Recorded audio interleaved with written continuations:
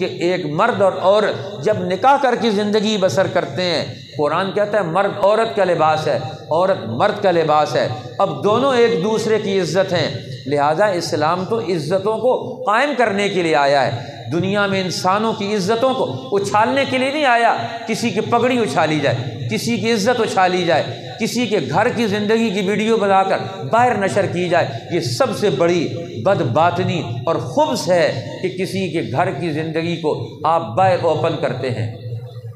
اس لیے قرآن اس کی اجازت نہیں دیتا، فرمایا کسی کے گھر میں مت داخل ہو اس کی اجازت کے بغیر، لا تدخلوا بیوتا غیر بیوتکم حتی تستأنسوا وتسلموا علی اہلہا، فرمایا کبھی بھی کسی دوسرے کے گھر میں اجازت لیے بغیر، پوچھے بغیر، سلام کیے بغیر اس کے گھر میں مت داخل ہو، وتسلموا علی اہلہا، گھر والوں کو سلام کرو، سلام کر کے داخل ہو، کسی کے گھر میں داخل ہونا اس کو قرآن نے منع کر دیا، کسی کے گھر میں مت داخل